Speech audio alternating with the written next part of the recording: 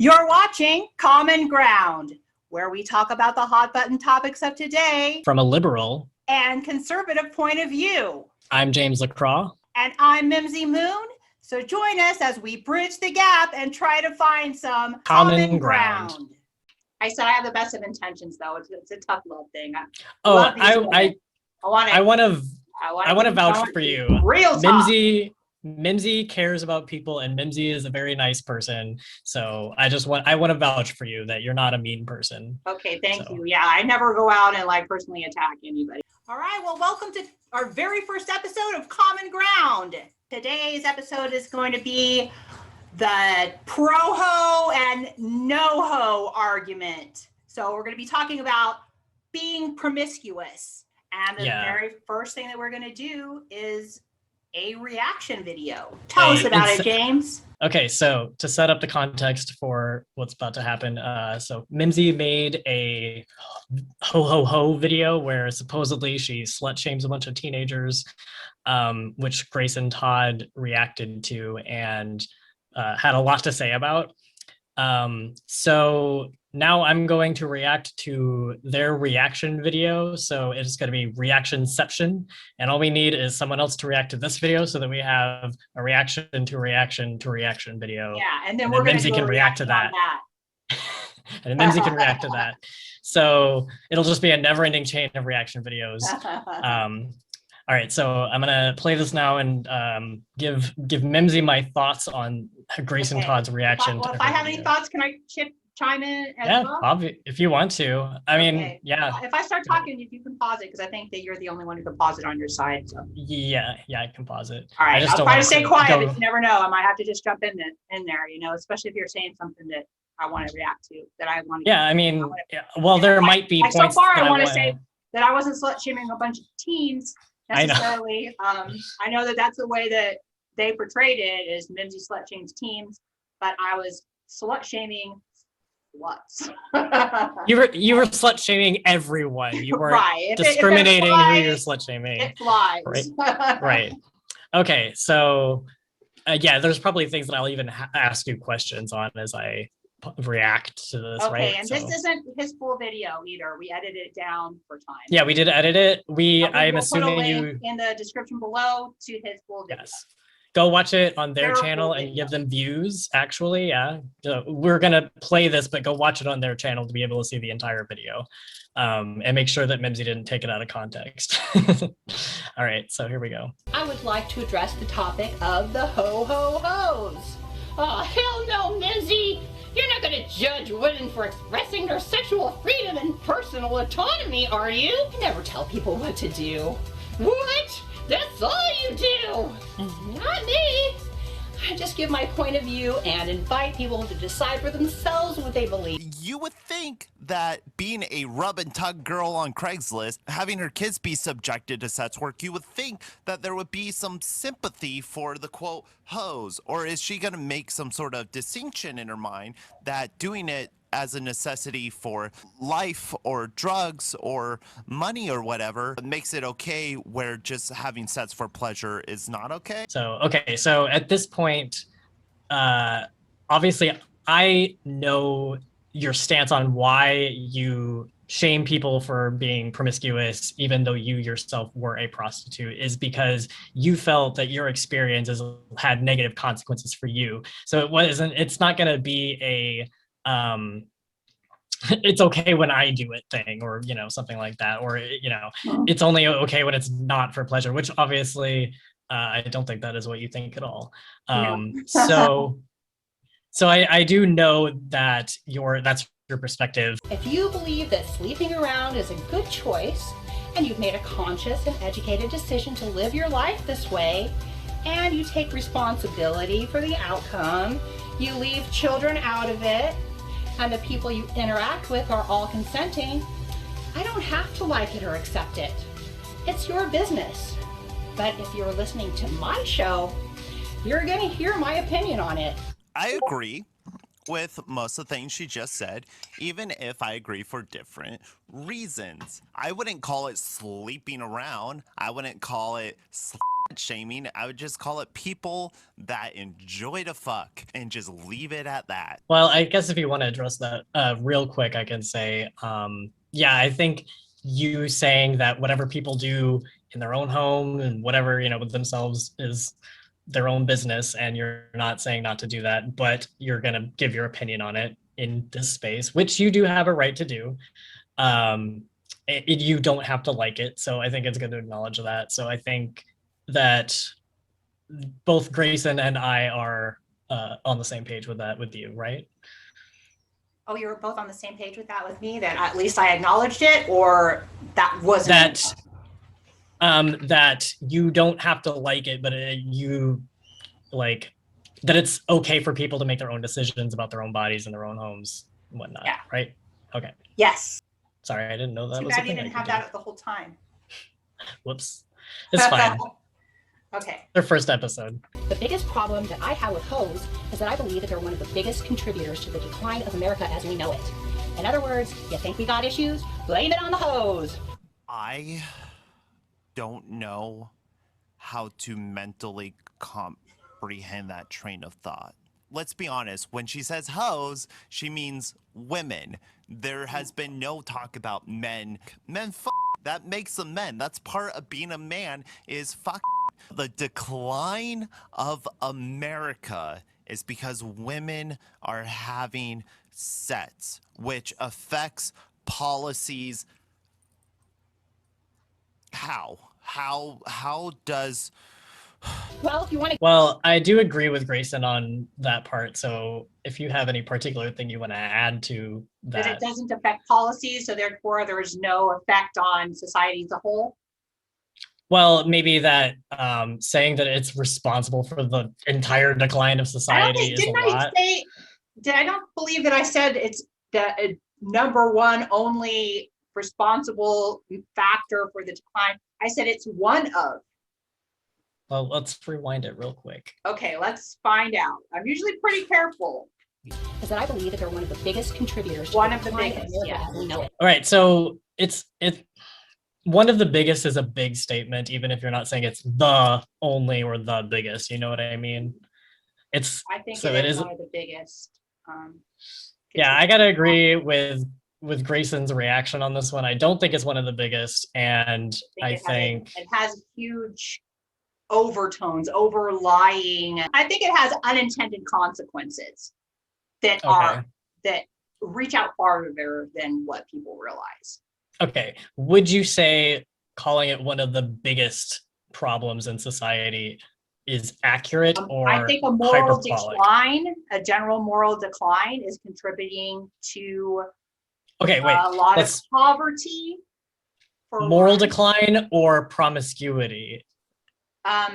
Moral decline causes promiscuity, which leads to unplanned pregnancies and children that aren't being taken care of properly by a two-parent household. Single motherhood is one of the biggest determining factors of child success. Success being defined as staying out of prison, staying out of poverty, going to school, having a career, having a good family. It's one of the biggest determining factors on whether or not a person will be successful in their life is whether they came from a stable household. Okay, so I mean, I get that. I understand that that's your perspective on that. I guess what I'm asking is, so are you saying that moral decline is one of the biggest issues in society, or that promiscuity itself is one of the biggest? I'd say the moral decline leading to promiscuity, which then leads to you're not taking personal responsibility for your actions, which leads to single parent household and all the other things, prison and poverty, and and it all stems from a lack of moral and virtuous teaching. Okay, I'm just trying to be clear on which thing you're blaming, I guess. Okay, I hope that I'm being clear with what I'm trying to say right here. I do believe it. I hope that I just don't want people to be able to take it out of context and and put words Well, I don't want in people my to mouth take you out of that I context. didn't intend or put. If I'm going to attribute meaning disagree I would- with you, I want to disagree with you in the correct context. Right. I So, want- which that's what I want people to I do really disagree, and with I me. yeah, I do agree with Grayson on this one. So, and we'll get into that later. The decline of America is because women are having sex, which affects policies. How does Do you have an answer for how that affects policy specifically? Well, when you have the result of a lot of more people going to prison and a lot more people being and existing in poverty and stuff, yeah, there's policies written around that, Okay, so you're arguing that because of all the consequences that you believe are from, the sex and the morals stuff, that because it results in more illegal behaviors in your view, that leads to more prison-related policies. Is that what you're saying? Yeah, I mean, I know people have a lot of problem with the prison system, so I'm sure that if there was less people in there, then that would be less of a problem. And Yeah, and it's possible there would be less people people on in prison if welfare, we didn't imprison them for really minor offenses all the time. yeah, sure, for sure. But anyway, But yeah, it I leads get to what you're an saying. increase in abortion, and that's whether you agree you're pro-life or pro-choice, it's still a tragedy. Whenever that has to occur. Okay, I understand how you view it affecting policy, which that answers my question. Yeah. 60s, only about 9% of children were living with single parents, and now it's around 33%. So what? We don't need none. Maybe you don't, but kids do. The single biggest determining factor on a person's success in life is whether or not they had both a mother and a father in the home. But why do you think that is? Do you think that's because of gender? Families that happen to have two parents, dual incomes in the home, happen to create better living situations. Also, That's kind of my point. give more He's making attention. my point. At least he acknowledges that. I mean, they. Yeah. What? Yeah. If what you're saying is double attention, double income is good for children, I think that's a. And I that's mean, a there true- is a factor where I think that it is a very good idea, maybe not detrimental necessarily to their future success, but a very good idea and good for their, their psyche or whatever we want to put it, to have positive male and female role models in their life. I do believe, I mean, this makes me very binary thinking, I guess, but I do believe that men and women have differences and they bring different things to the table, and that, men are more challenging, women are more nurturing. And when there's two parents that bring those things to the table, then maybe the person can be more of a well-rounded person that gets both of those. Like, here I go when I need nurturing, here I go when I need challenging. I'm not going to disagree with you on that, actually. Yeah. I'm not saying a gay household, is invalid and necessarily the person's going to end up to be some sort of criminal. No. But I would kind of hope that if it was two females raising a family, that they had an uncle or, that's what I was going to say, is I do agree with you that male role models and female role models are different. They have different impacts on children and they're both important. So I fully agree with you on that. And what I was going to say is there are other ways to have positive male or female role models in a household that doesn't otherwise.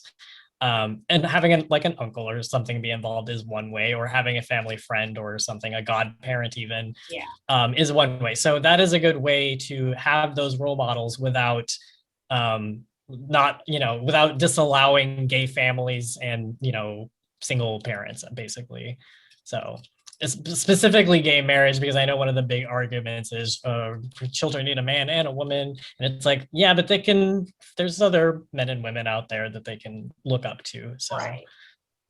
All right, well, I agree with you on that, and I would agree that you can still get some of those values from women, but I still think everyone should have a good mixture of both in their life, specifically because I really don't like it when like you have women that hate all men because they haven't had any good experiences with a good male role model. You know what I mean? And then they push that, they pass that down, those belief systems down onto their child, whether that child be male or female, and hopefully, God, hopefully it's not a male. Yeah, because I've heard of lesbians even come right out and say, if I had a boy child, I'd have it aborted or give it away or whatever, you know. I hate to say it, but that is a thing that happens. I don't know how frequently it happens, but I've seen it and I don't like it. And I would agree that having a positive male influence in your life would possibly avoid that. I mean, even the ones that like don't abort their male sons have like been somewhat emotionally abusive towards them. Like this is a thing that has happened. It's not a made up problem. So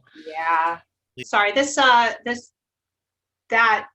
Adventure to Smartly Hollow right there, that was about a non-related male person coming into the child's life to be a good male role model.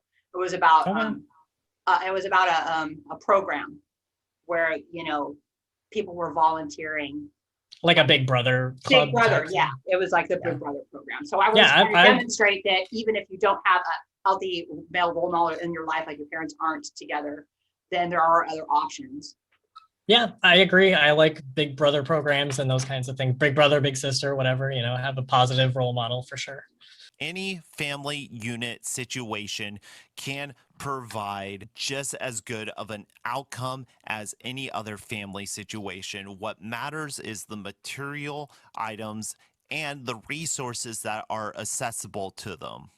So do you think that it's true that any family unit can work as long as they have the resources provided in some manner or another to have those benefits that you're talking about? Yeah, I do believe that for sure. But see, the point of my video is more irresponsible people. That's my personal experience. You know, I'm not just talking about single mothers, and I go into this in the video too. Like, I'm not talking about your, you know, average single mother that had, you know, got divorced, had, you know, an experience that wasn't beyond their control. I'm talking about irresponsible women who are going out and being promiscuous because they're not being good parents to the kids. And they think they are. They're like, you go, girl power. You know, you go out there and do you and get yours and you have fun, even though that you're, you know, you may be a mom, but you're still a woman. So go out and, you know, once you have have children, you have a responsibility to them and it affects them when you're out there being promiscuous. And I know this from personal experience. I wasn't the best mom to my kids because I was being promiscuous. I was promiscuous and I got pregnant. And then I continued to be promiscuous and party. And I wasn't a good parent because I wasn't there. Yes, when you have two parents in the home, the parents are going to be there. They're going to be giving support, financial, mental, you know, and when you're being an irresponsible person that's just out looking for that next best thing to fill that hole in your life, you're not going to be a good parent and the kids are going to suffer. And that's basically who I'm speaking to in this video. I get it. Okay, so here's what I want to say about that. Is the issue the promiscuity or the fact that you weren't paying attention to your kids or spending quality time with your kids and you were partying and whatnot? I think those things go hand in hand, almost always. Well, what if they don't? Separate, like, I'm a promiscuous mom, but I'm always really there for my kids, and I don't party, and you're partying if you're out doing you. You know, like, yoo-hoo, well, you go, girl, just, you know, if you're out living that life, you're kidding yourself if you think that you're being a good parent. And that's exactly what I did. Oh, well, they have food and clothes and you know, I'm there every day. They see me every day. I was being a terrible mom because I was out doing me when I should have been taking responsibility for my kids, and they suffered. Okay, so how were you not taking responsibility for your kids? Like I said, is it the quality time that you weren't? Role model. For one, they would see me go out with different guys all of the time and girls. You know, I was getting around. They would see, I don't necessarily think see them seeing you drinking go and out with different people is a bad or harmful thing, to be honest with you. But I don't think it's setting it. It's like a good. I don't think I was being a good role model. You think my kids were proud of that, of what I was doing? You think they were like, oh, look, good, Mom, you got another date tonight. I think I was having sex with these people. I know well, that's just society.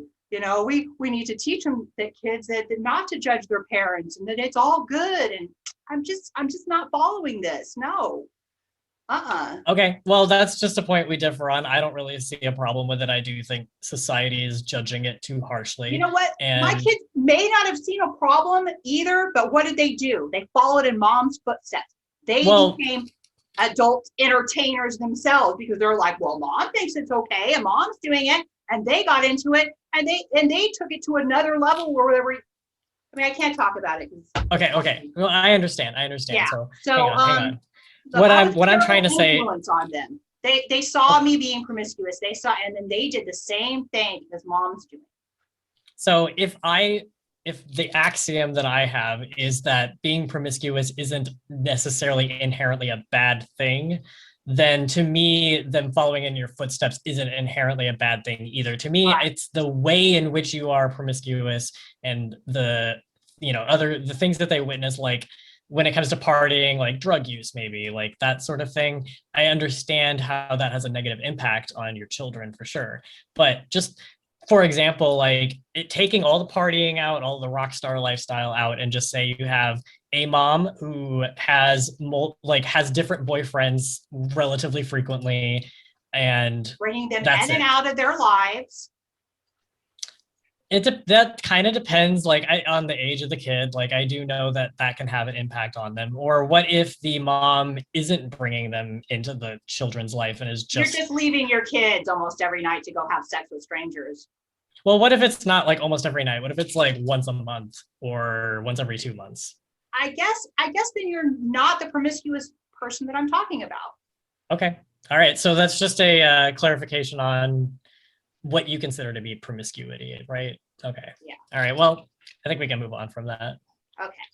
Single mothers out there, I love you. I see you. You're fucking beautiful. Keep on rocking the fucking rock stars you are. And if you got pregnant on accident, that is in no way your fault for sleeping around. Sexual desires are natural and it is perfectly okay to experiment. I am sorry that you were not provided the information or the resources to empower yourself to practice sex safely and be able to choose when you were ready. And if any man doesn't want to help raise that child, then I'm sorry, whose is shot up in her? Do you have thoughts on that? I think my You're facial making a face. expressions said it all. Right. Like So he's really calling for no personal responsibility on the part of the woman, and that's what my whole video is about. Obviously, I feel said like it in a kind and couth way or not, I'm saying wake up, take responsibility for your actions. It's not their fault if they got pregnant while they were out hoeing around. It's just natural to give into all your heathenistic desires. I don't buy it. well, we can talk about hedonistic desires separately. I feel like I have a middle ground here, honestly, because I think they make a good point that these people hypothetically weren't provided the proper education to avoid unwanted pregnancies and to avoid STDs and to avoid those kinds of issues that come with being promiscuous. And if they were provided that education and those tools, then maybe they would be having safe sex and then they wouldn't be getting pregnant frequently by accident, right? Maybe. But I'm not saying there's no personal responsibility whatsoever. So I can't take that position just because I do believe in personal responsibility and personal agency. So is that an acceptable middle ground, or are you just like, I'll take it. okay. All right. How do I spot if a person is a hoe or not? Because I would hate to have sex with someone that enjoys it. F***ing gross. I know that was hyperbolic as well, but I just thought it was funny. Like, Yeah, I'm not going to address what, I know that's not exactly what you're trying to say, but it's a really funny interpretation. is any more sacred than a penis. Maybe they did everything right and they were a good girl. And Well, I guess, do you think a vagina is more sacred than a penis? You know what? I did kind of want to talk about that like a little Okay. bit because I like to be controversial. I think penises and vaginas are sacred. And when I say sacred, it's for lack of a better word. I'm not like, oh, worship. No, I understand Yeah. what you mean.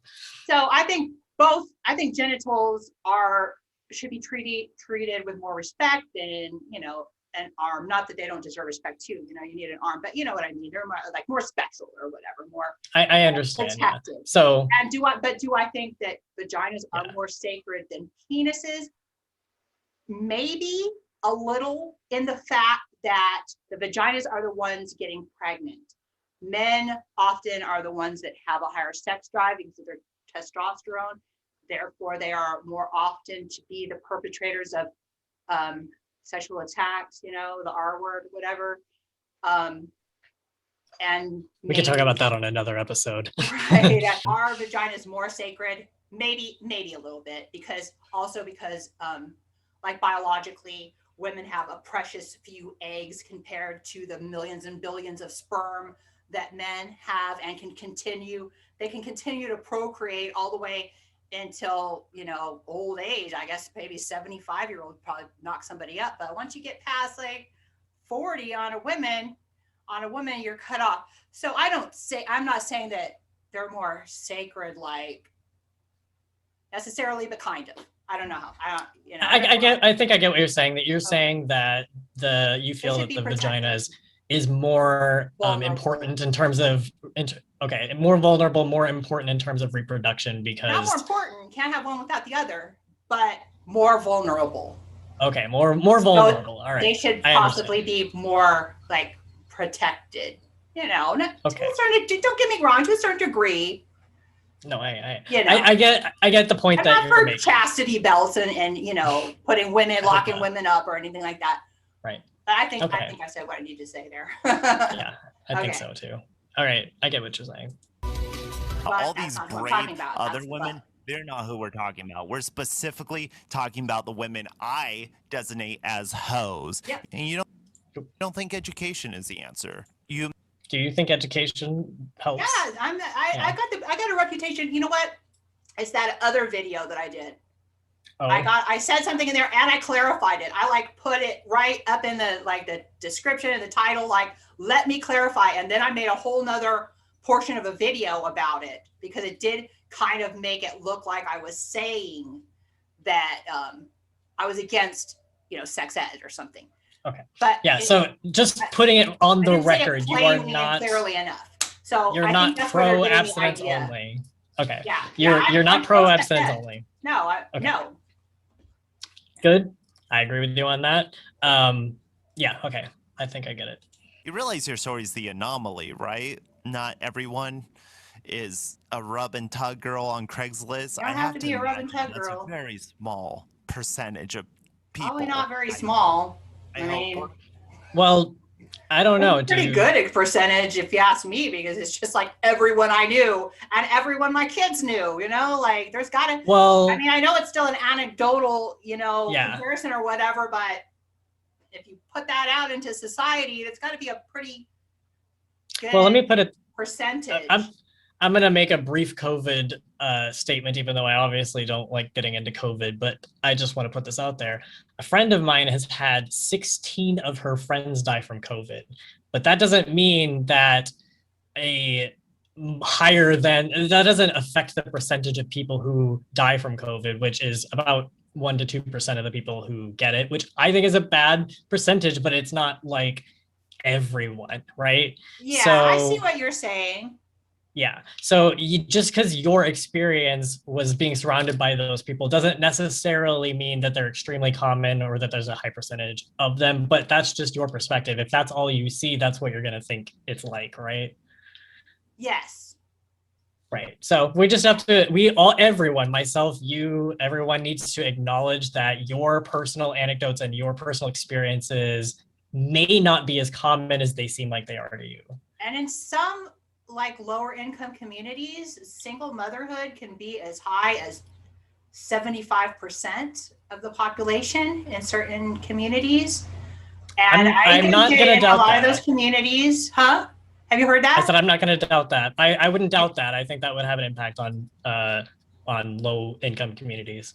Yeah. And so I think there's a lot of the type of woman that I'm describing here is having a lot of kids and not taking very good care of them because you're out there doing you and partying and not taking personal responsibility and trying to fill this void in your life that is not going to be filled this way, and you're harming yourself, your kids, society. I mean, I believe in all of these things, and I think that describes a great percentage of that lower income community where 80% of the community is single mothers. I just think it does describe them. Well, just as Not all. my own statement on the topic, we know the percentage of single mothers in those communities, but we don't know the percentage of those single mothers that are hoes. So that's just your experience. Right. So let's talk about promiscuity, or as my mother so eloquently puts it, being a hoe. I'm sorry, I can't hear anything you're saying when these fucking demon goblin twins are looking over your shoulder. They're trying to hide their fucking hands from me. I don't know what they're doing down here. These feelings are so sensational. The kiss, the touch, the call. When you and then you and then you I really honestly love Grayson's energy. Like, it's so entertaining Yeah. to watch. We can make the choice to change. I'm going to love me, and you're going to love you, and we're going to act accordingly.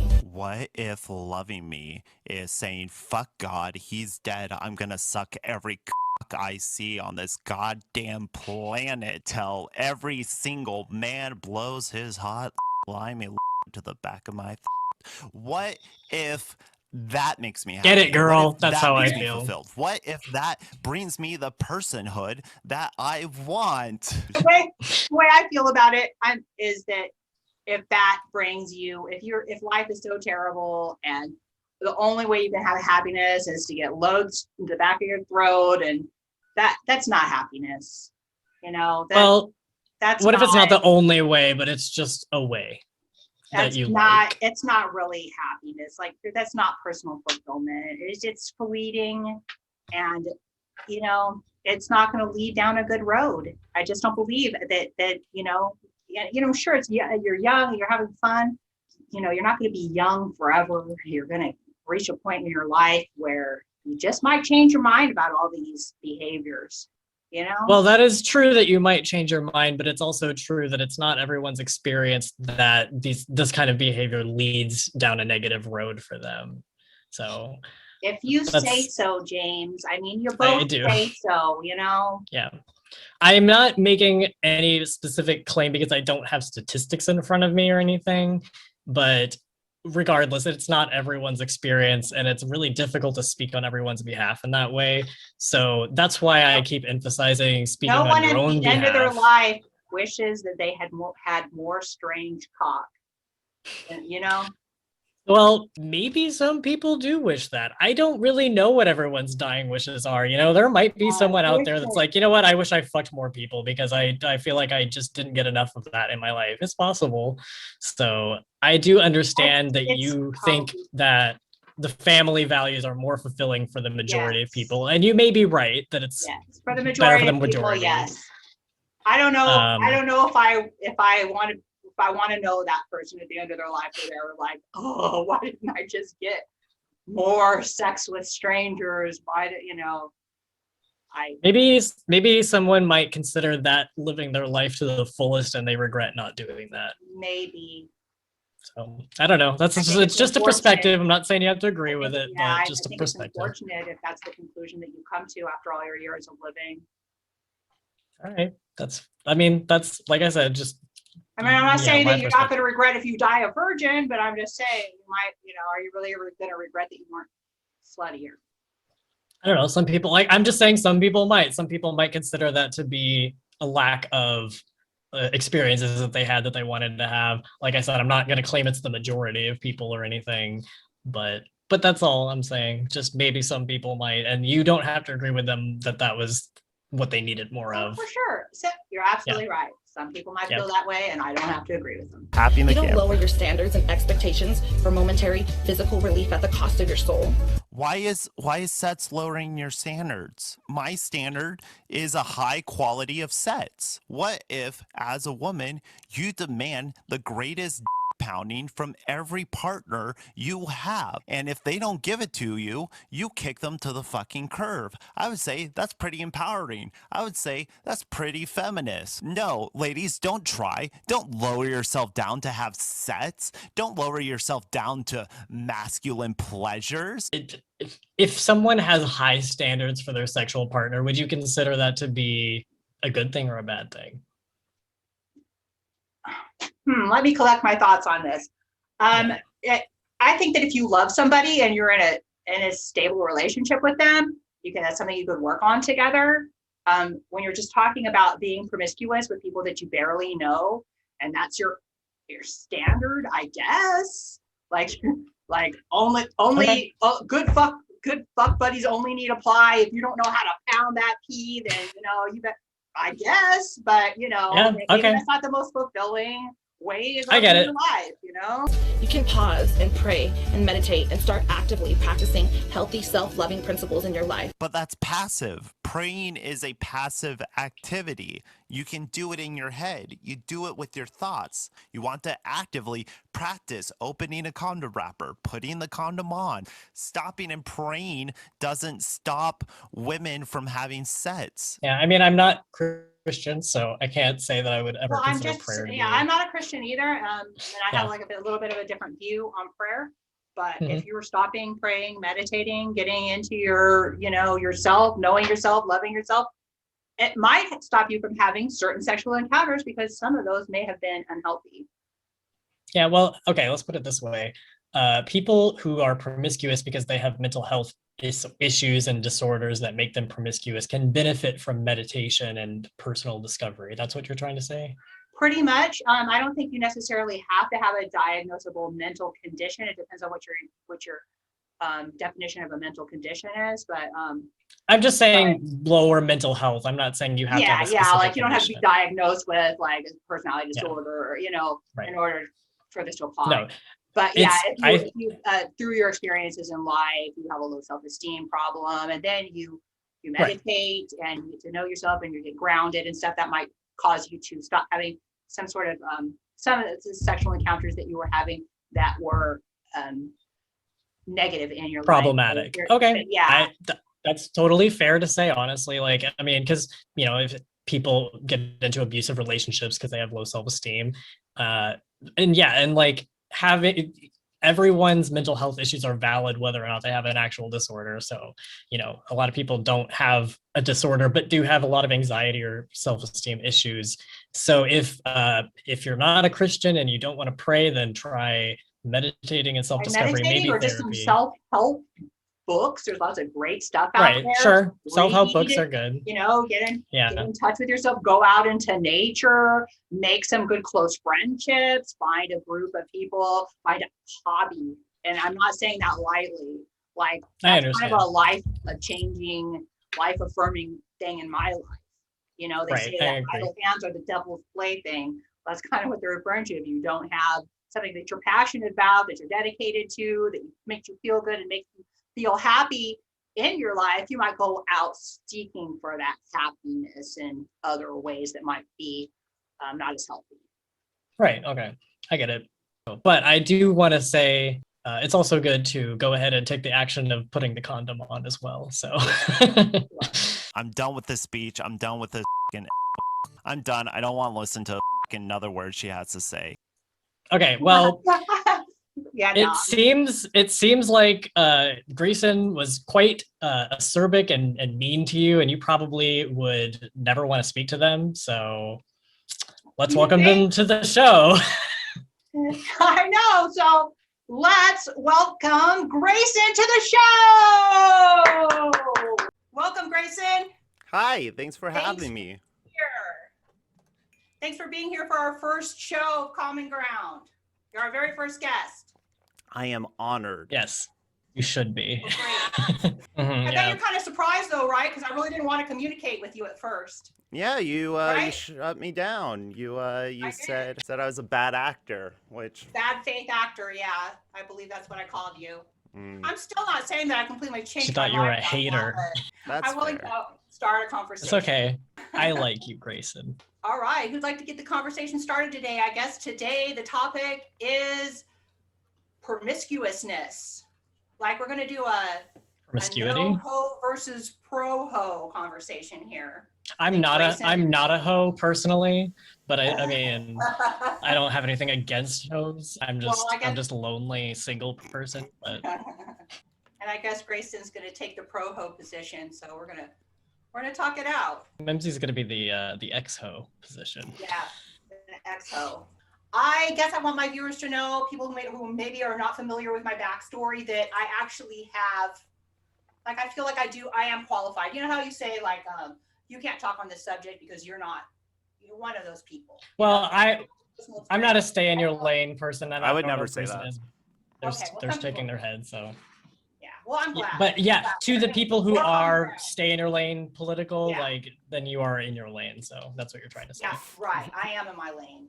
All right. Well, Absolutely. I think Mimzi, you have a lot of talking points or ideas that you want to discuss, right? I guess the first thing that I want to say is I just want to make it clear. I just want to make sure that we're starting off on the same page here with all of our audience and with, the two of you, that I want you to understand that just because I like something or I don't like something doesn't mean I want it to be banned or mandated. I think there's a lot of people think Right. that because I have a position about something, that it's an authoritarian position. I believe that I have the right to, impose my beliefs on other people. And I don't feel that way. This is just my opinion. It's my personal story, my personal belief system that I've developed over time, and people can take it for what it's worth. I'm not saying that, I'm a libertarian. I'm not saying the government should come in and ban into our bedrooms and mandate our sex lives or anything like that. So I just want to be clear about that, because I have had people accuse me of that before, like, oh, you just want the government to know. So anyway, I mean, it is good to say that, because I think we were curious if you were pro like censorship, because I don't think you are generally pro censorship. So I was curious like what your approach is to that, which I think, if Grayson also wants to ask questions about. Well, I guess the part that I find curious is this whole you seem very proud of this libertarian angle. Let people do what they want, stay out of it, except when it comes to something I don't like. Therefore, shame, social pressures until you change, or I just want you to know that you should feel ashamed. And that feels counterintuitive to the message that I believe you're trying to get across. I don't know. I don't really necessarily see a contradiction. I just think that I'm giving advice based on my own personal experiences, and I don't see a problem with that. I think that people should be exposed to all sides of the conversation and all different angles and arguments, and it's just my stance. I'm not necessarily judging people for their choices. I mean, I know you got a look on your face there. I'm not here to judge. I have a couple of quotes. I understand. I'm a little bit, Okay. It's held me back from giving my opinion because I felt like a hypocrite a lot in the past. It's like, well, who am I to say? Well, I'm someone who has experience that maybe other people could get some value out of, I think you are trying to come from a point of concern, but I do think, and like, this is just me like trying to, be the middleman here, but I do think in a lot of cases you're projecting a bit because you have had your experiences. And sometimes when you project, it does come off like you are judging people, or like when you're giving advice that you're giving it only from that possible side and not necessarily Right. from like other people's experiences too, Absolutely. because like there Yeah, are your experiences, but that's not like obviously how everyone has experienced that kind of lifestyle, right? If you can't get anything out of the message, then I guess the message wasn't for you, Okay, Mimzi, But yeah, it's, go ahead. I just want to make sure your message is still the same that it was. Do you believe that the biggest problem with hoes is that they are the biggest contributors to the decline of America as we know it? I sort of do. Yeah. I mean, that's a little hyperbolic. I understand that, and so, and, you say things in certain ways to get like as kind of a reactionary, but I have I believe that way for a reason. You think you have issues, blame it on the hoes. Yeah. You blame I know, liberal ideas. Yeah, I do. I still have the same, like, I don't regret anything that I've said in pretty much any of my videos. Right. And, I'm willing to discuss why I said it, but, I did say it in a reactionary, hyperbolic way, yes. But I think that they do contribute to like a moral decline of society, that sort of thing. And I know you were like, how does this affect policy? Well, maybe not exactly the policy, but it affects like the instance of single motherhood being an acceptable alternative. I feel like when we normalize things, we increase their prevalence. My confusion comes from, I don't know what you mean by hoe. Are we just talking about single mothers? Because that seems digressive. Like, yeah, single mothers aren't hoes in my view. What is a hoe? Like, where's the line? Is it two blowjobs and a hand job? Where's the hoe line? The hoe line, I guess it's going to be subjective to each individual.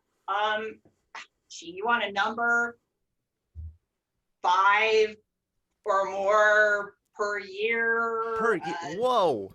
That's maybe like you're like crossing a line there. If you're like that's not even one person per month. If you're having sex with a different guy every month, maybe you might want to examine why. Maybe you're crossing a line there. I really can't put a number on it, but there's certain circumstances, certain times in your life where you're going to be more promiscuous than others. If you're having a different sex partner very regularly, you might want to examine why you're being so slutty. Okay, well, then I guess that's where the defensive comes, because to me, there's no such thing as a slut. That's a label that, well, like, there's different standards for different people. It's subjective. It's arbitrary. You decide for yourself. Therefore, how can you lump a group of people or talk to a group of people when you yourself can't even define the people that you are talking to? I'm talking to people who are being promiscuous, and that is the people that I know and have known as a teenager and a young adult and a young mother, and the people that my kids know from when they were teenagers and young adults, the people that have been in my life, many of those people. In fact, nearly all the ones that I can think of at this point might fit into that category in some degree or another. Very promiscuous and also very much using drugs and alcohol and sleeping around a lot and getting pregnant from a bunch of different guys. And I don't think exactly. You're talking from an experience which had a very large impact on yourself, but I feel like overall the damage of denigrating sexual experience and sexual discovery is more harmful than the dangers of promiscuity. I disagree. I can't necessarily disagree with that because, like, okay, so here's the point of view that I'm going to talk about. Because I think, like I said, Mimzi, I do think you project your experience a lot, and that's understandable because a lot of people do that. But again, it is important to remember that it's not a universal experience. And from my perspective, here's the things that I know. There are disorders such as like a borderline personality disorder where being promiscuous is considered one of the signs of this, and essentially it just is like considered sort of a reckless behavior or like a need for a particular kind of attention frequently. So that is technically it is a classification that does exist, like, to define something as being promiscuous. Like there must be some kind of a limit there, I guess, that crosses over into promiscuity for people, but that doesn't necessarily mean that it is like immoral. It might not be the best decision for a lot of people. And I do think it's okay to say you should examine why. Like, because if you are, doing this because you have a disorder that is just causing you to behave more recklessly, then that's a reason to examine. But if you examine it and you say, no, it's not because of that, it's because of these particular reasons, then maybe it's not necessarily bad. Furthermore, like Grayson is saying, to denigrate it is if it is because someone maybe has a disorder like that would be sort of ableist in a way, because you are basically telling someone that something that they do because of a mental illness is like morally wrong. You know what I mean? Right. Well, whereas right. maybe it's just a compulsion. That would kind of fall under the or an category emotional of maybe you should do some self-examination and discover why you're doing this. Maybe get some counseling, maybe get some help.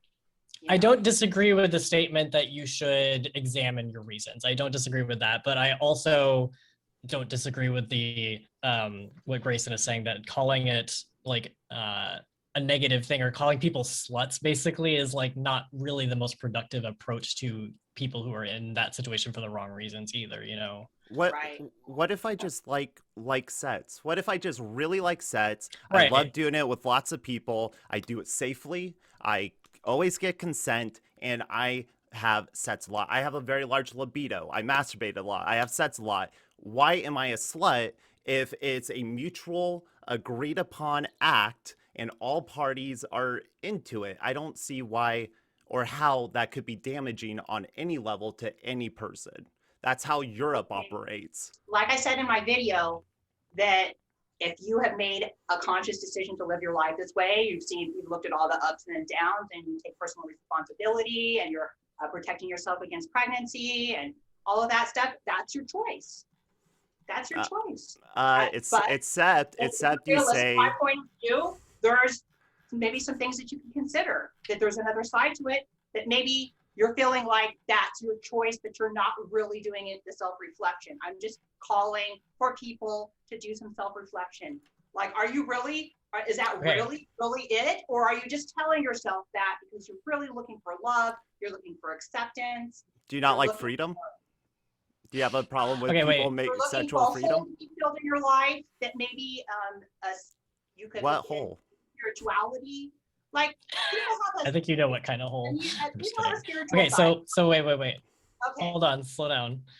Okay, so first of all, I do think, like I said, it's okay to ask people to examine those reasons, just in case it happens to be because they are suffering from a mental illness of some sort, or they have a compulsion or a sex addiction, which is a thing that exists. However, I think there's a difference between that and telling people that by being promiscuous, they are contributing to the decline of America, for example, or that it is inherently a negative thing, or that, again, that they're a slut. Like, I have to agree that I don't think sluts are a thing that really exists. I think it's just a epithet, basically, for someone making decisions that you don't agree with, which I don't really think is fair.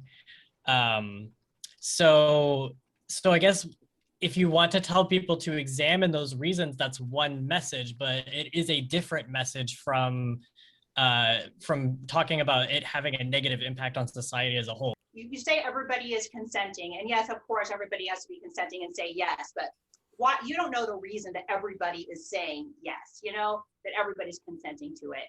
You don't know if those are damaged people that are looking for that hole in their life to be filled in unhealthy ways. And, hurt people. You have a lot of different partners, and you don't know what they're going on to do. Maybe they felt hurt by the situation. Maybe, they're going down the wrong path in their life, and then they go on to perpetuate that onto others. It just increases the likelihood for STDs, for unwanted pregnancies, for the need for abortion. And this is why this abortion, and it's just. This is why sexual education is important. Thank you. And I would like to talk about Referendum 90 and all the beautiful, great sexual education that it brings to the schools of Washington State. and how it is shaping our young minds to be sexually smart, sexually aware, and empathetic to one another as human beings, and the autonomy that we bring in our own bodies. Washington State is leading the charge in this country when it comes to sexual health, sexual education, and empathetic awareness. And they have passed Referendum 90 this past election cycle, which introduces comprehensive state education across the board from grades K through 12.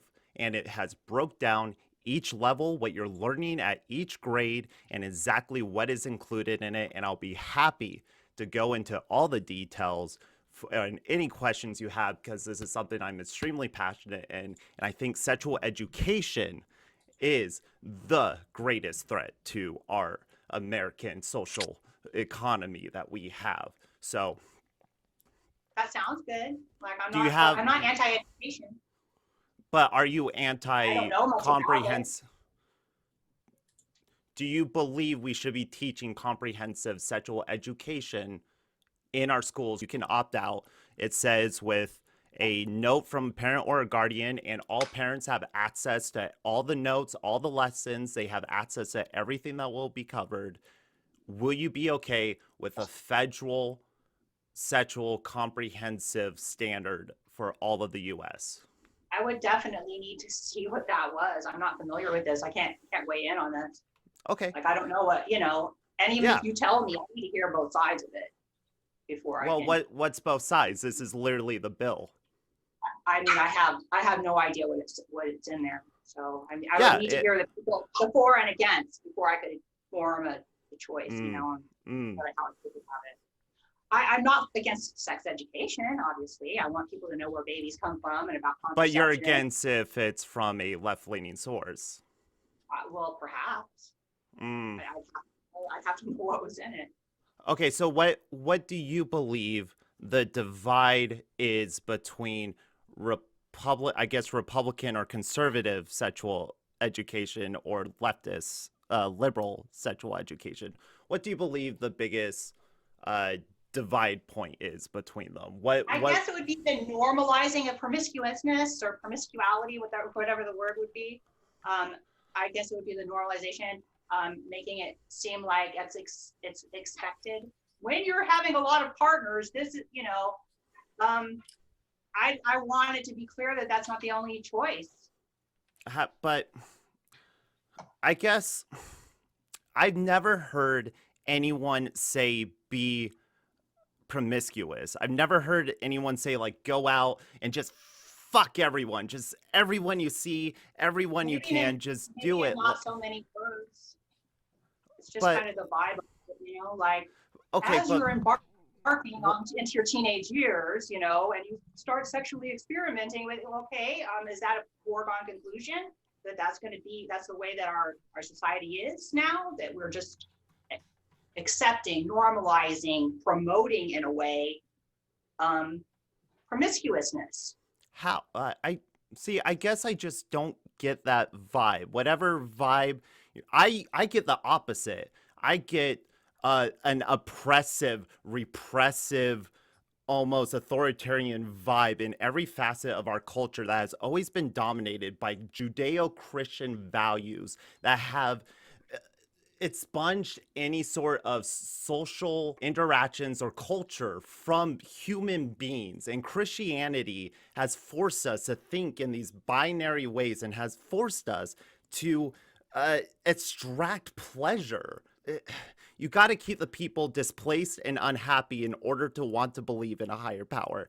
Therefore, it's used as a weapon. If we look historically, clothing, nudity, control over who is nude, who is not nude, who can have sex, has always been a power implemented by people in positions of power. And it appears to me, when I look over the facts, when I look over when Christianity was introduced in these societies, they then became more conservative sexually and more repressive sexually. And that causes these weird feelings we have today. It's a spiraling effect that's been happening for 2,000 years. And we're sitting in the shit now trying to figure out what the fuck sex even means between two people, because our entire line of how our human bodies are supposed to be perceived has been so skewed. So sex has always been used as a device to control people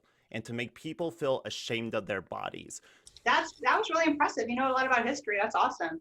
I mean, I'm Yeah, not like offended by anything you said, or I don't necessarily like find huge disagreements there either. I believe that there's a difference between nudity and sexuality or sex and being naked. You know, I understand that nudist communities are, I mean, that's fine with me. I know they're not all fucking each other and everything. It's just a way of life. Yeah. They want to be free, and they're proud of their bodies. I don't have a problem with that. And you do know I'm not a Christian, right?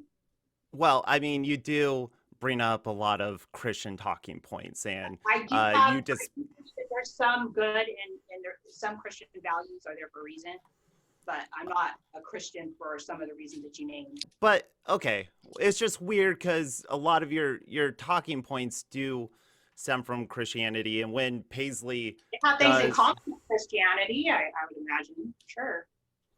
Okay, but my point, I guess I'm trying to bring is that this mindset of what promiscuity is, this mindset about sexuality stems from Christianity. This idea of a slut, of a whore, of a harlot, this is all derived from Christianity. And we're still dealing with the ramifications today. And as an atheist, I'm pissed off about that. I want to live my fucking life and stop having to think about God every time I look at a dollar bill or I fucking walk down the street. It's upsetting how so much of our culture is still put to this purity test, this especially in puritanical America, test. Yes. which is part of the reason why I think, and you brought up Europe being much less reserved about sex, and it's mostly because a lot of European countries are more secular. Not all of them, but a lot of them are. Even the ones that have like official religions, like, are actually more secular than America that doesn't have an official like religion, which is interesting. But anyway, let me actually kind of build on that with my own perspective, which is going to be me talking about things that I don't normally talk about to other people. But I don't have much of a sex drive. Like, I'm very, very low on that. But I'm also very like, I'm modest to the point that I don't necessarily like about myself. Like, I get very uncomfortable around sexual topics. And I was indoctrinated growing up by a very heavily Christian grandfather that I was living with at the time, which I think I may have mentioned briefly to you, Mimzi, but like until I was about 8 years old, I was raised with that rhetoric of like, sex is horrible, don't ever have sex. The negative connotations of it were so like talked about within the culture of that community at the time that like even now as an adult, like it still does bring a lot of like uncomfortable feelings for me that I don't really want to have, because it makes me feel like less of an adult in some ways, you know what I mean? Like I almost feel like I haven't been able to grow out of that, like being infantilized in that way. So I think that is like a negative impact that like too much of the Christian values rhetoric can have on a developing mind. I'm not saying you obviously should like let your children watch porn or something, or give them like sex education when they're in kindergarten, obviously, but like, you know, maybe not stigmatizing it whenever they're young, so that at least whenever they get to the point that they're like hitting puberty, they can make up their own minds about how they feel about it, instead of already having a predisposition to be ashamed and embarrassed by it, if that makes sense. First off, I just want to say asexual awareness is extremely important and part of sexual education. I believe it's so it is weird. Okay to be asexual. Like, you do not have to have sex if you don't want to. Asexual is completely valid. So grades K through 3, and this is under the Washington bill that passed with 57% approval. Grades kindergarten through 3rd grade, the focus isn't on sexual health. Just because it's sexual education doesn't mean they're learning about sex.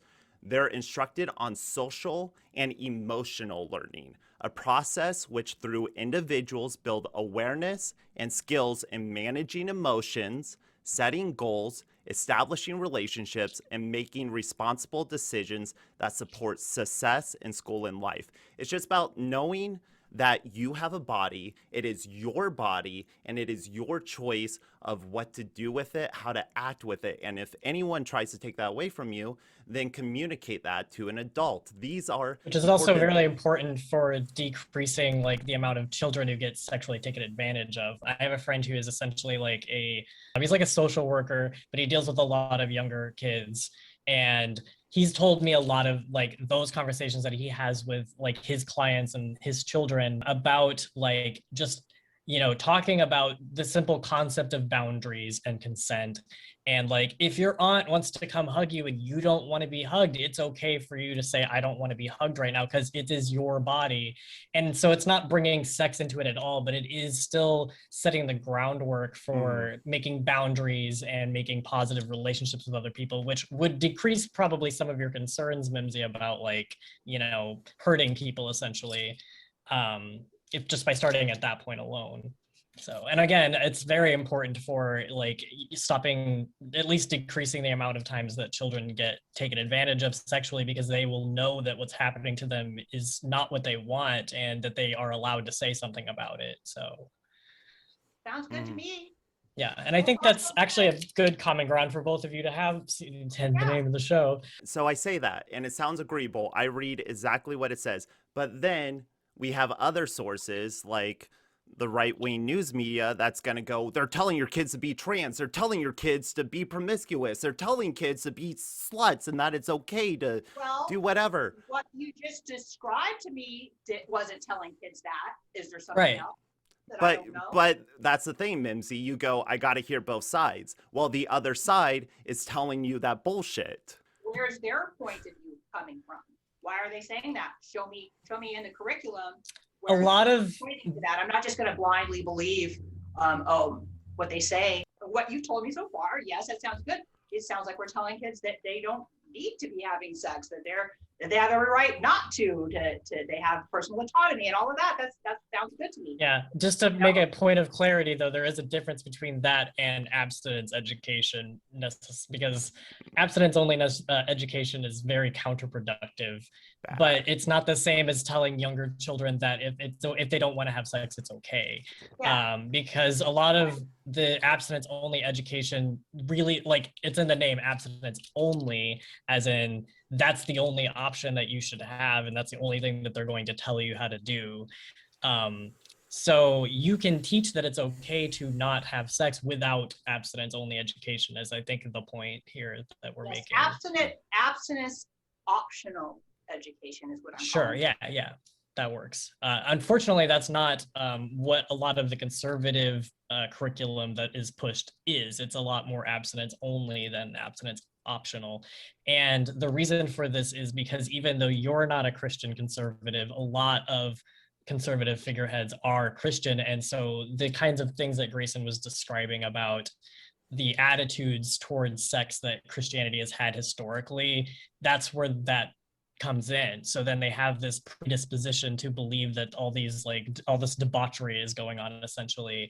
And so that's why you hear all these stories about like them telling we're telling kids that they should all have sex, you know, and all that stuff. Like that's where that rhetoric is coming from. It's not necessarily because, supposing you don't view conservatives as being like evil liars or whatever, then the reason why you're hearing that rhetoric from them is because they were also raised as Christians. And they were also raised with the rhetoric that everyone's going to try to turn you into a slut. And so they're just carrying that on. So like, it's almost like what you say about hurt people. People who are indoctrinated in that way will continue to indoctrinate people in that way, you know? I know that you've mentioned before that you think sex work is real work and it should be legalized.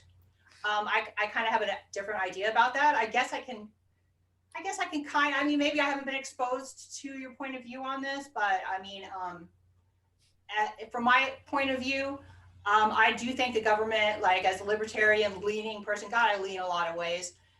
We all do.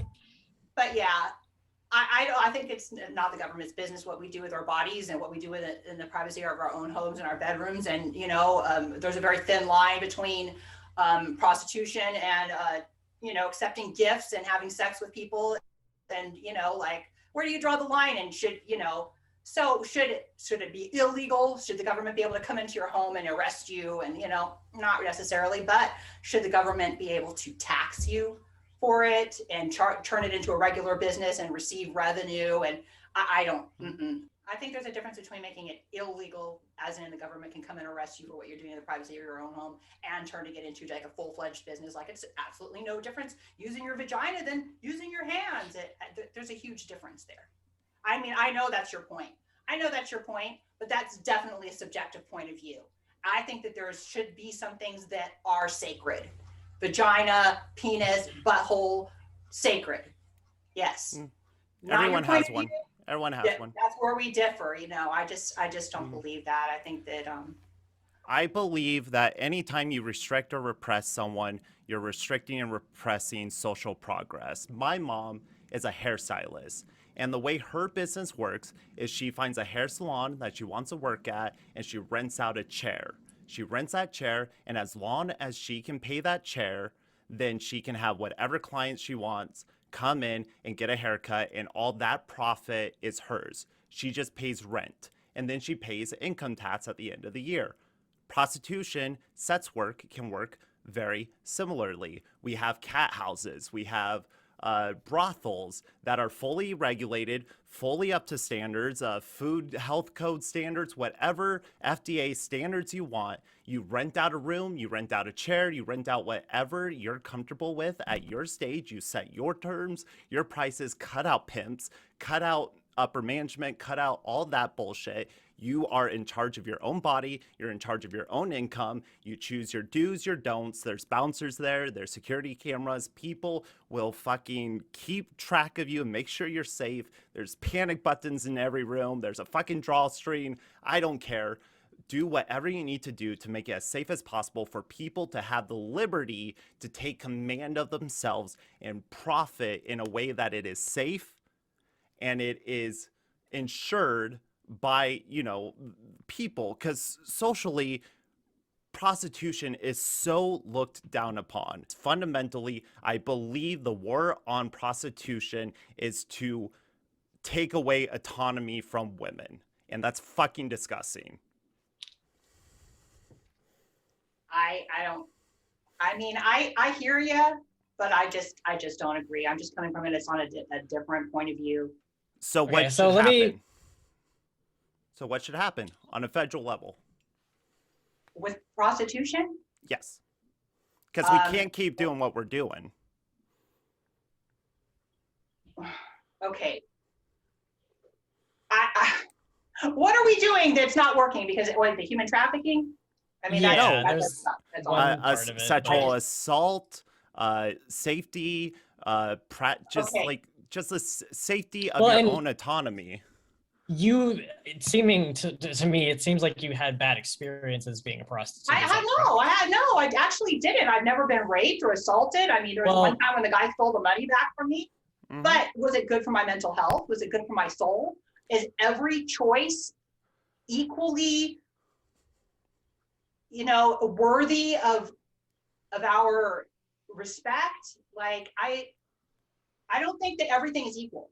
I mean, maybe respect's not the right word, but I don't think every choice is equal. I don't think choices no one said that bad for you, bad for society are all across the board equal. I mean, I don't think it's conducive to mental health when you're out there having a wide variety of sexual partners. I think it's bad for you, your soul, internally, to be giving that way to so many different people.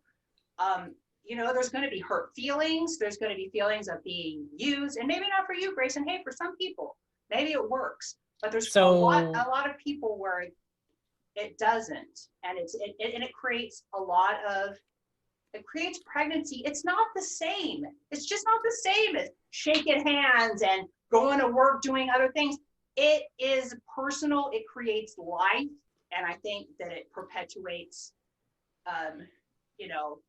hurting people. More people get hurt that way. It's heartbreaking. You develop a bond with people when you have sex with them, and then for them to just throw that away possibly the next day, you become jaded. Do you feel like if we were really continuing and focusing on this, like the education of how to form relationships that we were speaking about earlier and how to make boundaries with people and things like that, do you feel like that would mitigate some of that danger? We need to educate people on how to have good relationships, but I don't see any harm in that for sure. Parents. Well, even have in a school role in curriculums, teaching their even. kids. It doesn't always have to be the school. Like, I guess Well, if we it want to doesn't, It does. our children over but to government. it doesn't always have programs, to be the like, school for everything, but it does help when the school teaches something like that, because not everyone has parents that are going to teach them like that, as you and I specifically know, right? Because like I'm assuming your parents didn't teach you those things, that and is mine not didn't. to- Right. So wouldn't it be beneficial then if the school did have at least like a program that was, about that sort of thing? Like, I feel like that's more I helpful also than want to many other encourage the things. parents out there to be better. Well, parents. yeah, agreed. Parents should also talk to their kids about things like that. But in lieu of that, like, I think that it's okay to have it from both sides, My question, this, or I guess when I bring up Christianity, it's this idea of it's bad for your soul. Like, where does this idea come from? Where does the idea of a soul even come from? I kind of Who assume that thinks she of a means soul? like it's bad for you psychologically. Is that Psych- But correct? how? psyche. But where? Okay, you want to call it your psyche? Go ahead. I do believe in a soul, but if But you where don't, does that? I don't call it personally. Where does psyche. that shame come from? Is my question. Where does that internalized I think it's misogyny, that natural. internal? I think it's a But not everyone feels that. So how's it natural if That's not why I say everyone you have feels a it? personal choice to do what you want with your life. But it's not a personal choice when you make a video calling out hoes. Then you're not saying it's a personal choice. You're saying you can choose whatever you want, but fuck you if you do that. Well, yeah, I have a bias for sure. That's not libertarian. Well, I think a part of the libertarian mindset would be that I'm allowed to speak my mind on the subject. But you're trying to would actually like shut down other yes, people. I would like to discourage people from sleeping around. I don't want them to think that that's a perfectly normal, perfectly acceptable lifestyle. Well, where does that come from? Where does it come from? Self-preservation. I think that procreation is a sacred thing, and going around sharing this very intimate part of your life with people that you don't have a very close relationship of trusting, loving relationship. I think having virtue and morality is important to our souls or our psyches. And I don't think that we should go around being slutty and opening up our vaginas to keep. I mean, I just don't know how else to put What's the it. solution? That is something that you should keep private. How do you stop it? You should keep it, but okay. I think that it's a little better. The way things were not very progressive of me, but maybe to take things back a bit. The way things were a little bit more before the sexual revolution. Before I don't think that- It's bad for society to have all these single mothers out there. And I mean, I know I said it was like 33%. And of course, if you break that down by, races and stuff, it's sometimes much, much higher than that. And it's perpetuating poverty. People are more likely to go to jail, more likely to go to prison. Why? And would be addicted to drugs. Why? Because they're being raised by single mothers, and Why? single mothers are created because they're being promiscuous. They don't have a No. moral foundation. What? They haven't been. It's just Where do 'cause it's morals come okay. from? Where Hey, do we're we? going to give you money. Go Where do ahead. morals have some come more from? Kids. Where do What's that? morals come from? Where do we get our morals? I think it's an internal preservation, like it comes through our. Okay, here's a question. Is morality subjective or objective? Is there a objective morality? It is subjective, yeah. Obviously. I guess that's like a whole other philosophical conversation. I just want to establish what you think. I think that there should personally. be some borderline objective morality. But there really isn't. It's subjective. I guess, okay, so the pushback comes, and I guess why people get short with you is because you do express these ideas of freedom and liberty, and everyone should do everything, and we can speak our minds.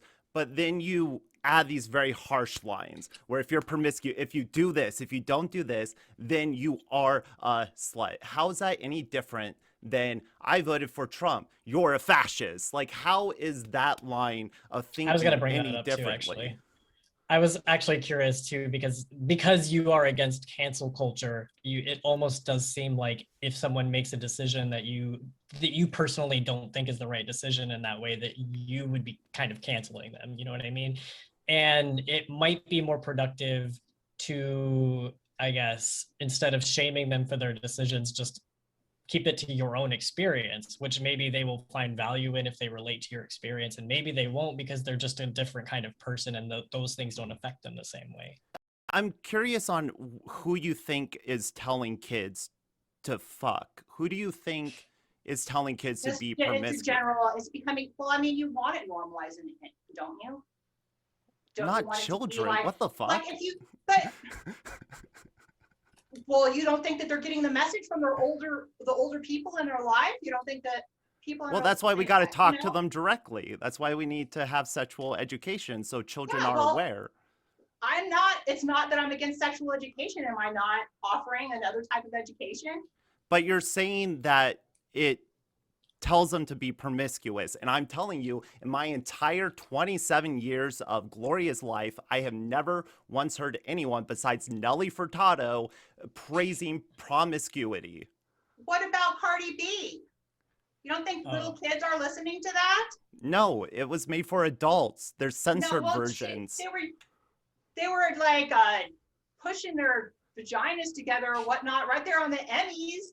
And they're you don't fully think any young people, no 13-year-olds are watching that, you know? Whose choice is that? Whose choice is that for their kid to be watching the Grammys? Okay, well, you make the point that all parents might not be good parents, therefore we need to have when it comes to education. Well, not all good parents are sitting there minding what their children are watching either. Right, but then what is the solution to that? Is it to not show Cardi B on TV? I don't think it should be so widely accepted that behaving in like a pornographic way on a regular normal TV show should be acceptable.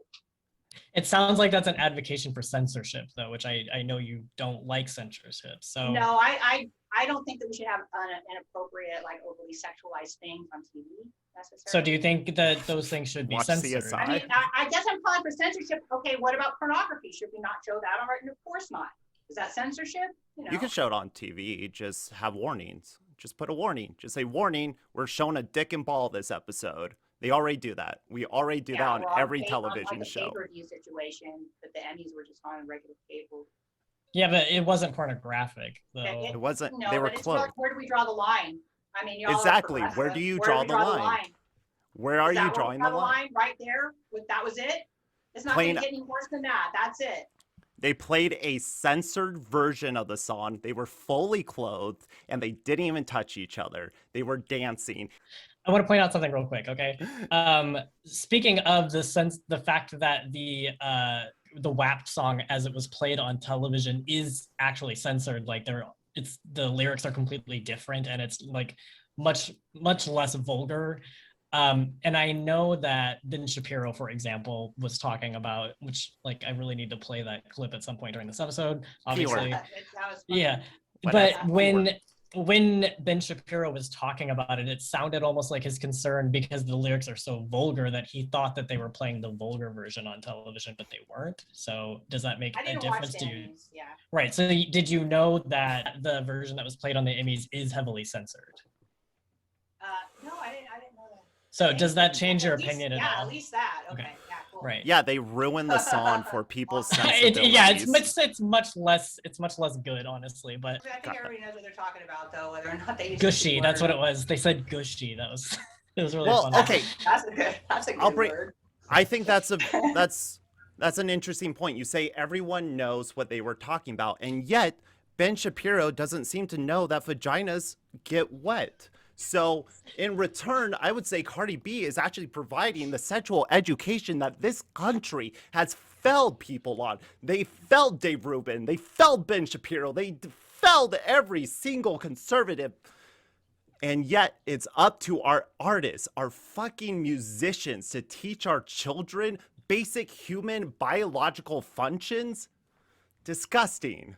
I want to bring up data actually as a point of to talk about as well, because the claims that are being made about like the negative impact, single mothers, the negative impact that sexual promiscuity has on society. Like, is there data that shows that promiscuity has a tangible negative impact that you found, Mimzi? I haven't. You know what? I bet I could find some data. I haven't really looked into the data. I'm just going by personal experience. I'm telling you, I can't. Right, but myself and all the women that I knew growing up were all a bunch of welfare queens having tons of kids out of wedlock. We didn't have to take responsibility for our actions. We got paid to have children out of wedlock, literally. And nobody had a problem with it. And what happened? Like, what was the result of this? And from the kids, all the kids that I know, from the parents that I knew, all had problems. Drug addiction, and to this very day are struggling to live successful lives where they have real careers. Can I ask a personal question real quick? Can I ask you a personal question, Mimzi? What was it that caused you to start doing drugs? The thing that caused me to start doing drugs. I guess nobody taught me any better, honestly. Like, I really did. I had very little direction as a child. My parents just Is it possible that the drug influence is what negatively impacted all these people in your life that you were around, and not necessarily the sexual promiscuity? Could it be systemic poverty? And there's that too. Systemic poverty. Yeah, sure. I know. I didn't have to live in poverty. I could have stayed with my parents, but I decided to be a slutty little runaway. And I was actually a prostitute before I started using drugs. Go ahead. What I guess I'm getting at is the negative, the fact that you decided to do those things isn't necessarily because your mother was promiscuous, was it? My mother wasn't promiscuous. Right. So that isn't the reason why you experienced all of that negative lifestyle stuff. It was more because of the things that your mother, like, and how she treated you, and I was looking for love. Right. Absolutely. The fact that you didn't get that that's from not the right way her. to put it. I apologize. I was looking for acceptance. I was looking for attention. I wanted people to like me. I wanted people to need me, to appreciate me. And I guess that's very. But I believe personally, from my experience, that is what most girls are looking for when they become promiscuous. And even people that think they're just doing it because, oh, it feels good. If it feels good, let's just do it. I don't feel bad about it at all. You know what? They might be in denial to themselves about what's really going on the inside. Okay, hang on. Let me try to, I guess, explain what I think the problem is. Okay, so I don't necessarily think the problem in those situations is that they're promiscuous, but it's the underlying fact that they feel like they need love and validation, which is a mental health issue. And addressing the mental health issue itself is more important to me than addressing the promiscuity, which, if you consider that to be a symptom of like that disease, then just treating the symptom isn't going to do anything. Okay, but yeah, I totally see your point. Right. So I'm on board with this. Mm-hmm. Yeah. Okay, good. So like I'm just, and I mean, I feel like all three of us maybe can advocate for giving more mental health education in general and more sexual education, obviously. I'm hoping that Mimzi's on board with sexual education. For sure.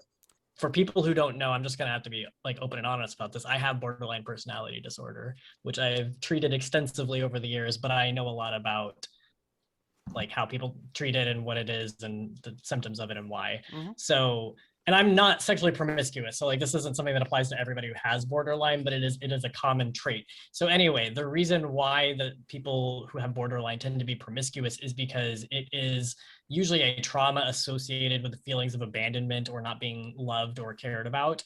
And so it is like what you're saying, Mimzi, of they're looking for that in another person. But the way to treat that, especially like if you're treating someone who has borderline personality disorder, you wouldn't say stop being a slut.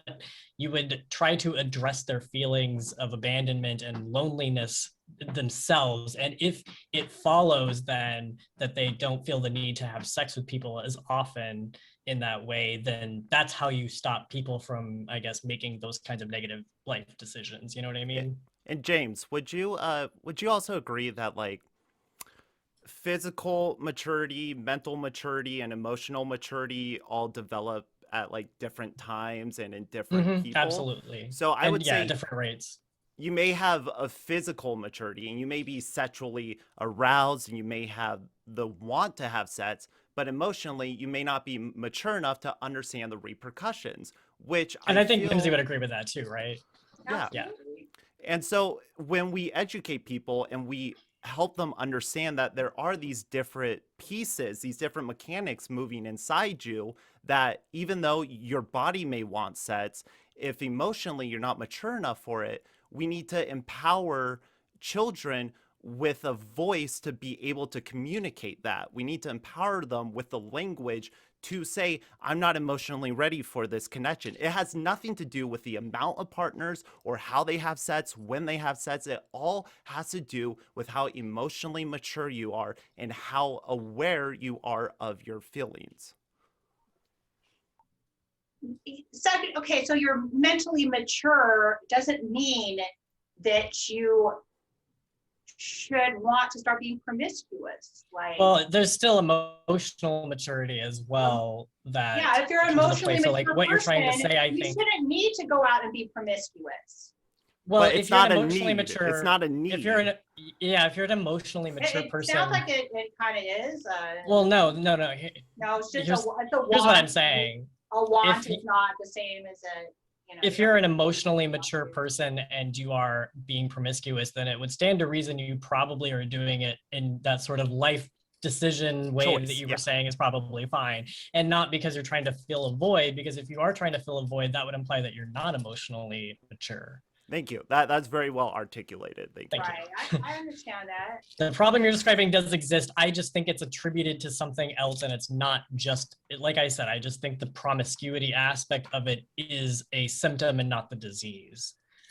If we look at statistic, childbirth is going down. People aren't having more kids. They're not fucking just having kids out of wedlock. And this entire idea of wedlock is fucking horrible. But single parents, just having a parent in the household is as beneficial to the children as being married in a full household. Statistics have shown that as long, you can shake your head, but there's literal statistics and studies showing that just having a nanny at home, having a caregiver, having one parent, two parents, two dads, three dads, five moms, it doesn't matter. Just having a parent there with the child to give them attention is good enough for the development of the child, where there are no defects or they're on the same level as every other kid that has two parents in a suburban household. There is no side effects to a parent that is attentive. The issue with single parents is we don't have systems in place to help them when they can't be there, when they have to work two jobs, because a child in this country costs about 30 grand a year to keep alive. And what's the average income of a single mother? About 28,000 a year. So I actually would like to contest this one a little bit. Okay, like, please I mean, do. I do agree with, I agree with some of the things that you're saying, because I do think there should be resources for single mothers, like big on that. And I do think that in some cases it's probably fine. And I don't think there's like a huge, I don't know the statistics in terms of like the way that it affects people, but I want to speak as someone who doesn't have a father, I guess. And I do want to, I guess, say that that did affect me negatively, because specifically because I felt like abandonment from that, which is part of the reason for like borderline personality, is the abandonment issue. So I feel like my biological father abandoned me, and that has something that has negatively impacted me a lot. And it wasn't my mother's fault, though. This is, I mean, I don't defend my mother often, as Mimzi knows. I have a very bad relationship with her, but this wasn't necessarily her fault. It was partly her fault, but it was also the fact that my biological father already had a wife that he was cheating on, and he denied paternity, essentially. So I should probably clarify that it's development and not like emotional. Like it's not just like well adjusted to society. yeah. Of course, you're still gonna have those emotional ramifications. Right, the emotional, right. But in terms of development, in terms of like intelligence and educational, Yeah, there's no obviously that difference. didn't affect me negatively. I consider myself pretty developed, I guess, as a person, right? Okay, yeah. So here's what I feel like maybe Mimzi is. I'm like, I don't want to put words in your mouth. So you tell me whether or not this is your perspective, but I just want to try to articulate things. I think maybe you're concerned that if you are a promiscuous person and you have sex with someone who is maybe not promiscuous and who gets attached to people, that you're worried that the promiscuous person will put them in a situation where they're attached to you and you're not attached to them, and that will be like heartbreaking to them. Absolutely. That is one of the side effects and one of the problems. One of them, yes. So do you think it would be a good solution to, like, if we normalize things like being promiscuous, or at least make it acceptable, would it be okay if like you start if you're entering a sexual relationship with someone, you tell them ahead of time, by the way, I am not developing romantic feelings out of this, so if you expect that, then maybe we should not do this and you should find someone else. Absolutely. So that might be a possible solution. That would be nice. That would be the kindest thing to do. But still, even if you do that, it's still, people develop. Well, people are always gonna. We can't have a perfect world. They get sprung. So. People are always gonna get hurt. If we can agree that communication is the most important thing with a partner, if you look at your partner and you communicate exactly what you want when you want, do you think we should then be empowering people to take hold of their sexuality so they'll feel more comfortable communicating their actual needs? Or if we shame them, if we repress them, then you don't feel as comfortable expressing those needs. Guys, to get a guy to talk about intercourse before you actually get into it is insanely difficult, because men are very taught like, well, if you don't know how to fuck, then you're not doing it right and you just got to figure it out. Just get in there, bro. My girl always comes. And it's like, so I do think you're putting a lot of pressure on women, but I think man culture and toxic masculinity, ooh, that dirty, scary ghost of a word, comes into play here when discussing conversations and openness. But when we create solutions and try to empower people, then it's like, oh no, they're being slutty. Stop it. You're having too much sex now. There's a happy medium, like, you don't have, which is what you can have, I think maybe here's like the bottom line, I guess, to like part of this conversation anyway. Like, Mimzi considers sex to be very sacred to her, and right now you do, yeah. And I guess kind of the point that hopefully we can all agree on as well is that if we can communicate about how we feel about sex and how we want to experience it with other people, then you will be able to communicate to your potential sexual partners how you view sex and make sure that they view it in a similar way to you so that you're sexually compatible, right?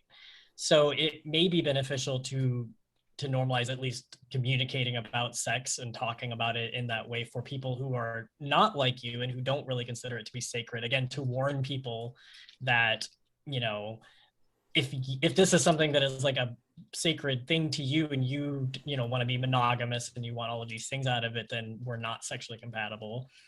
And I also wanted to talk about toxic masculinity for one moment, because I am among the people that doesn't like the word, but I understand what is supposed to be meant by it. I just feel like it gets taken too far a lot of the time. But there is a actual concept of toxic masculinity, which is that boys and men, and this is me speaking as someone who advocates for men's rights, which are important. So toxic masculinity as a concept really is that men are discouraged from talking about their feelings a lot, and they're also discouraged from talking about their sexual comfort zone, and they're encouraged to have sex to the point where if a woman like sexually abuses a man, it's like not considered sexual abuse. It's like, yeah, man, you did it, good job, you 13-year-old fucked your 27-year-old teacher. Like that's what toxic masculinity is and how we should be talking about it. And it does involve communicating about sex more, not less, because by not communicating their sexual comfort levels, that's what causes men to be in those situations as well, is my view. And also probably what causes many men to pressure women to have sex, because they feel like that's what they're expected to do. Yeah, we should definitely encourage communication. I'm all for it. But we also have to realize that not everyone's going to be honest. You know, you can tell someone like, hey, I don't think that this is any type of a commitment. I don't view sex in that way, but the person could still think, oh, they just haven't had sex with me. They're going to fall for me, or vice versa. You could say, I expect this to be a commitment. This is a sacred act to me. And the other person can say, oh yeah, me too. It's because they're trying to get in your pants. You know, you can't always trust people. Yeah. How do we learn? That's how we learn. Yeah, that's how we grow. You can't always trust people, and you never growing and learning. You never will be able to. Like, there's no solution to that really, other than to completely police people, which you don't want to do. Like, so the non-authoritarian solution. Well, maybe a small solution would be not to be so promiscuous. I mean, I don't think that according works. to who? Like, according to who, Mimzi? I mean, who's the arbiter? Like, you don't, if you don't know somebody, you can't trust them, right? You don't know if they're telling you the truth or not unless you develop a relationship with them. Well, you know, that's what I'm saying. Promiscuity, or whatever the word is to me, is having sex with people that you don't have close relationships with, that you don't know personally, you don't have a mutual respect and a love for them. But that's your view of sex, and that's not everyone's view of sex. Okay. And so it's like, we're just kind of saying it's more fair to leave that decision up to other people without necessarily, again, like, we want to treat the disease, not the symptom. So if someone is sexually promiscuous for the wrong reasons, then the solution isn't to tell them to not be sexually promiscuous, because they'll still have those reasons. So the solution is more to normalize mental health awareness. And their mental health, yeah. Your problem with basically like people lying or being untrustworthy, or you can't trust someone that you just met, basically. So that's another part of mental health and emotional education is, maybe don't let people into the most intimate parts of your life when you just met them. And if to you that includes sex, then it includes sex, but it might not, like, to people who don't consider that to be an intimate sacred part of their life. Why is it sex workers are so looked down upon in society? You talked about the EMTs not taking care of the trans people. Prostitutes don't get any fucking medical help. Prostitutes never get help when it's called on, because who fucking cares? What's the single most dead body on any crime investigation show? Dead hooker. Fucking dead hooker. We have denigrated and put in these them. terrible situations when you. Okay, so why are the situations terrible? Why are the situations terrible? Because they're deciding to be a prostitute. For me, it was very acceptable for me to be a prostitute. Nobody ever told me not to be a prostitute. But Nobody do you ever told agree me that there's it was safer ways? dangerous or that it was morally wrong. But and I wish that I had that kind of guidance. I wouldn't have chosen that dangerous lifestyle. Okay. And I know you're going to say that this means that we should legalize it and make it safe. I think that this means that we should discourage it. it's going to happen regardless. Like, we already discourage then it. It's already discouraged. It's called the world's oldest profession for a reason. It will always exist. So it is better to, instead of just trying to discourage it, because discouraging it doesn't work. It just doesn't work. There's no way to discourage it because we've been discouraging it for decades and it still has always happened. So the ideal solution is to make it safer so that it's not a dangerous situation to put yourself in. It doesn't mean you have to encourage people, like the opposite. No. Greyson, you can say the difference between your vagina and your arm, right? Now, as an adult, you can believe that way, but as you reach out into society, there's going to be children, there's going to be young people. I'm not going to put my dick in front of children. Of the older generation that is raised. We're not going to tell people you should become a prostitute. We're just going to make it not a dangerous profession. If you're saying, James, can I ask you a question, James? Yeah. What's the difference between a prostitute and an escort? I don't really think there, well, I guess here's the definition that I've heard, but I don't necessarily think there is that much of a difference. But I guess an escort just like goes on a date with you and a prostitute actually has sex with you is what I understand people to think the difference is. Yeah. But escort is just a classier name for prostitute, isn't it? Yes. But why But, is yeah, why I is mean, one I more guess there's some people acceptable? out there that just go on dates, but. Yeah, it's honestly, it's just a language. It's But just a, what my point is what that language brings. When you think escorts, you're now thinking champagne bottles, penthouse, limousine. You're thinking of a you're thinking woman a high class hired. prostitute. Exactly. And they're protected, they're safe. There's tons of apps and web services that you can legally go through to hire an escort. But prostitution, now that's dirty and gross and looked down upon. And I'm just wondering, Mimzi, I understand on a personal level. I understand on a personal level why you don't like it.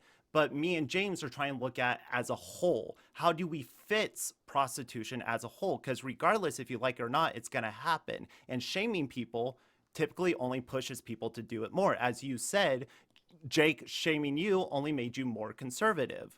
These are the same exact ideas that people have. So if we encourage it and just show it like a mundane path, you can go into Burger King, you can go into McDonald's, or you can do sex work. It doesn't matter. And if it's that mundane, then less people are obviously going to choose it, and less people are going to be forced to choose it because it's going to be an available option as well as everything else.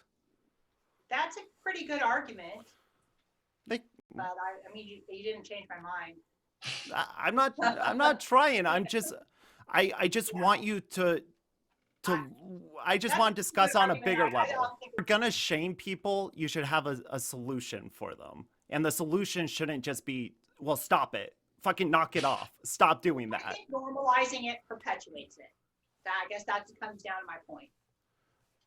When you look at The other more I think countries, that the more we try to tell people it's just another job, the more people are going to do it because it's easy. All you got to do is lay on your back, and try to be pretty. Well, I okay, don't here's- think you're having sex the right way then. That's not how you have sex. okay, I wouldn't have sex that way. Maybe I that's do the want to issue, point- Mimzi. You never You don't have to learned. be You never had fixed. education. Hey. You never had the education to have good sex. And I'm sorry. right, so And that's why you need WAP to learn how to ride that dick. You need to learn how to ride that fuck. I practice. I learn how to ride a dick. A lot 'cause of people it is practice. important. It is important. hang on. So let me back this up a little bit real Please. quick. Back So it right up on a dick. back it up. If we make it not a dangerous profession that is stigmatized and shamed, then if like letting it be an available option causes more people to go do it, is that really problematic? Because now the dangers are eliminated, though. It's still bad for your soul. Well, it's bad for your soul, but I it think doesn't it's make it I bad think for it's bad everyone's. most people's souls, and they just don't want to admit it. Yeah, but you can't possibly know that. They're just What? trying to be cold. You can only assume that based on your own feelings. You can't And possibly know that it's bad for everyone's soul. So that is just that's just like your opinion, man. Yeah, it's basically like, that is my So That's right, your and that's opinion. Yeah. Yeah. that's okay for you to feel like it's bad for your soul, but that doesn't make it objectively bad for everyone else's soul. So if we eliminated the danger that is involved in prostitution by making it a safe and acceptable job, then it probably, and also again, we're also advocating for normalizing education about mental health and emotional health and how to build relationships and all these things. So I feel So like if that you would had a mitigate daughter, that danger. You would be like, you could be a doctor, or you could go, or you could be a hooker or a prostitute, an escort, or whatever. There's no difference. Whatever you want. I mean, you would be perfectly happy to see your Why- own daughter go down that road. Listen, It's my okay. my child could join the military if they want, but I would never fucking tell them to. Just because it's an option doesn't Yeah, mean yeah. that you encourage I was about to say it. that too. But you're offering it as a viable option. I'm not offering. I'm not saying, hey, you could be a prostitute today. Call now. I think the difference here in what we're saying is not the difference. The opposite of shame isn't necessarily encouragement. It can be neutrality, essentially. So like we're not saying like, because you wouldn't say to your kid, you could be a doctor or you could go My work at mom- McDonald's and flip burgers. My You mom would was very say, neutral with me. Neutrality is, no, you know. hang on. Let Big me big finish. picture. Let's go big Let me picture, finish Mimzi. let me Big finish what picture. I'm saying. So you wouldn't encourage your kid to like go work a minimum wage job for the rest of their lives and like, you know, unless, I mean, if that makes them happy, fine, but that's not what you're gonna tell your kid. You're gonna tell your kid, go be a doctor or a lawyer or something. And so that doesn't, you know, you don't have to include prostitution as the list of options that you're describing to your Aren't you? kids. But you're just saying that if you pick that option, there's nothing wrong with you, essentially, for doing that. It's like, it would be like the I same think thing there's as if we likely said, something wrong with you. Likely. Maybe that you weren't, you didn't, you know, I attribute it to that my parents didn't love me. You know, they did something well, wrong. like I said, Well, we've talked about, my parents are great, and I have lots of sets. My parents have lots of sets. I have lots of sets, not with them separately, different rooms. so I want to bring it back to the previous conversation that we had, because I feel like I don't want to regress from those topics. No, progress. Yeah, we want to progress. So we're agreeing that Mimzi is allowed to express her personal view of how sex and promiscuity affected her life. But it may not be a good idea for her to tell other people that this is what is going to happen to you, because you don't know that. And it probably will not actually discourage people who have those problems from treating them that way. So the solution to me is, again, emotional and mental health education and sex education. And if also in that equation, Mimzi wants to say, this is what I went through when I was sexually promiscuous and why I am not anymore and why I didn't like it as my lifestyle. And that might cause other people to say, okay, maybe I shouldn't do that, you know? So that's okay. It's okay to influence people with your personal experiences. What we don't think is okay is to like shame people, call them sluts, and degrade them for decisions that they're making that might actually be right for them and might be working for them, you know?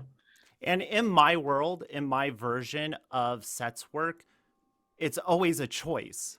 No one's forced into it because they can't put food on the table, because they can't help their kid, because they can't afford education. No one is forced into that line of work beyond their own choice for themselves, because it's something they enjoy doing and it's something that they're good at. I think your negative experience comes from a necessity. And I think that if we eliminate that necessity, then we eliminate that negative experience.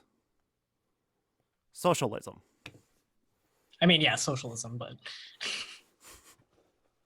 so yeah, let us put this in the framework of in the ideal scenario where this is happening. It's also the case that people have enough money to pay their bills and we have like a UBI or something. So that would also probably decrease the amount of people who decide to become prostitutes, because you wouldn't need to. So the only people that would do it are people who just genuinely like it, you know?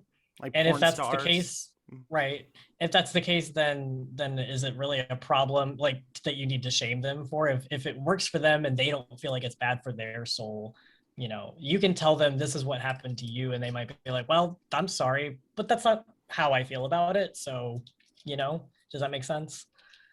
Sure, that makes sense. Okay. So I'm not trying to say that you have to like love prostitution or sluts or anything like that. All I'm saying is that there is harm in shaming people for that, and there are other solutions to what you see as the problem. So yeah. Okay. I don't cook, I don't clean, but let me tell you how I got this ring. Beautiful, perfect. What? Come on. You're saying that no young woman has ever dated a rich older man for money? No, I'm saying that it's not right. It's bad for your self-esteem. I just, that was my mindset for a lot of years, and I realized that that's it. But that's good for, That's bad for the man. It's bad for you. Like, it's good for her self-esteem. It's good for her self-esteem. What she needs. Not in the long run. She's Well, like, you're not that person to that. judge. You're not that person to make that judge. And you're saying, Okay. I'm old. I won't judge walk. Far be it from me. I don't give a Well, shit yeah. about the song. This is a frustrating thing. I'm literally just taking it on face value. I don't give a shit about Cardi B. I've never listened to Megan 3000, for whoever the shit she is. I don't give a Megan shit. the Stallion. The Stallion. That's awesome. You just That's wanna tell fucking me powerful.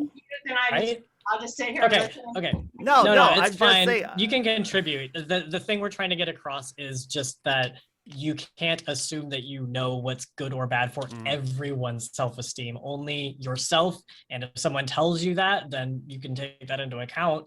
Okay. But Is that fair to the that's man? it. I guess. I don't know. Well, I guess the guy wants He would to be- know. wants He to- knows. Yeah, You're acting if like a hoe, you're going to attract pimps and johns. Those are the types of people that you're going to attract into your life. Is that a good man? Is that what you want? I mean, where did all the good guys go? Well, you're acting like a hoe and you're attracting pimps and johns. You're not. There's a lot of good guys. I don't know what a pimp or a John looks like. Can you describe what a pimp looks like? I can describe what a I think pimp he's looks wearing a like. purple hat. Yeah, Oh exactly. yeah, yeah, because it's the 70s still. Yeah, it's the Right. 70s. Do you see how your ideas about relationships are kind of antiquated and little out of touch? I think that you're bringing the wrong thing. You're putting a new perspective on a wrong thing. Well, Like, hey, now it's empowering to treat your genitals like a commodity. Now, I never said commodity. I said as your personal when autonomy. you're talking about, let me get paid for my pussy, you're treating yourself like a commodity. And So I guess there's nothing wrong does a with that. singer It's get all paid for so singing? Does a singer get paid for their voice? Yep. Does an artist get paid for their hand? Does a porn actress get paid for their vaginas? Does a porn actress that gets a molding of her vagina, is she getting paid for her vagina directly?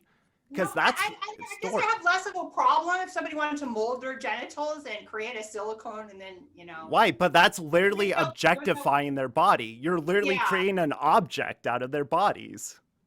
Yeah, I do. I actually find that like more morally acceptable somehow, though.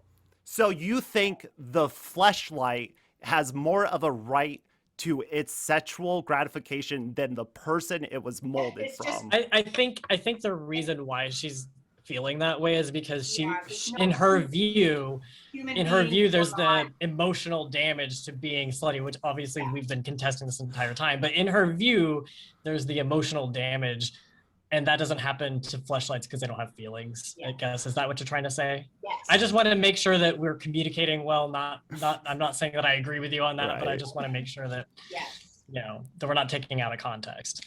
Get back into the Hold on to kitchen, my kind words of. here. Maybe I should have another cup of coffee, but Okay. okay, yeah. Well, it's I'm not- trying. Okay, I don't cook, I don't clean. Let me tell you, because it's just like I'm a hoe. I'm selling my pussy for this ring. And you think that man that gave her the ring has a lot of respect for? Okay, he gave her a ring, but what does that ring come with? Fidelity, loyalty, love. A house, Like, what did she a do to house, and a deserve car. this? Just all she did was pop that pussy. She's not Exactly. What else does she bring to the relationship? She ain't cooking, she ain't cleaning, she just knows how to work that pussy. Well, so do all the other fucking women out there. A lot of So- other women know how to pop their pussy. So it's her that man's fault. gonna be loyal to her just because she was able to get shit out of him. That's only gonna solve her problem for so long. What happens when she becomes an older woman and she can't pop that pussy like she used to? So this is literally marriage. This is literally why people get marriage. So they can put their incomes together, so they can sign for leases, so they can get hard cars. That's the only value in society that marriage I think that a brings. woman's value is much more than what she can offer to a man. A woman's value. Yes, and she's saying my value is a car. My value is a ring. My value is a house. So if you can't even muster up that shit, then don't come to me. Is that a hoe? Because to me, you're saying a slut is anyone who fucks anyone. To me, she has standards. Listen, I wish I had standards. I've sucked shallow standards. I've sucked too many tiny dicks in my life, and it's upsetting. And I think that a woman being upfront with what she wants. And if the man agrees to it, then what the fuck is the problem here? Every marriage is a contract. That's literally what marriage is. I used to feel the same way when I was a prostitute. Mimzi, is it okay to have sex only for pleasure and not for reproduction? Yes. Okay. So we all agree on that, right? So then what is the difference between doing that and like maybe premarital sex or having sex with multiple partners, being promiscuous for sexual gratification, even though sex is used for reproductive purposes otherwise? I just think at this point that it hurts society when you start normalizing and perpetuating promiscuous acceptance. How does it hurt society specifically? Basically, for all of the reasons that I've already discussed. Well, what you've told us is that you feel like it hurts people spiritually or emotionally, but we've already also STDs, unplanned pregnancies. Yeah, but those things need to be heartbreak, going on to hurt others, feeling jaded, feeling. But the solution to all those things we all have, the solution to all those things we've agreed is more education, more sex education, more mental health education, more education on relationships and boundaries and all of those things. So that's the solution to the societal problems and the internal problems that are caused by promiscuity. So the solution isn't to not be promiscuous, it's to learn how to interact with people correctly and how to, set boundaries and how to communicate, right? So that's the solution. The solution isn't to not be promiscuous, it's to learn everything that you should learn before you're promiscuous, if that makes sense, right? It's giving the tools to then play in the sandbox. Right.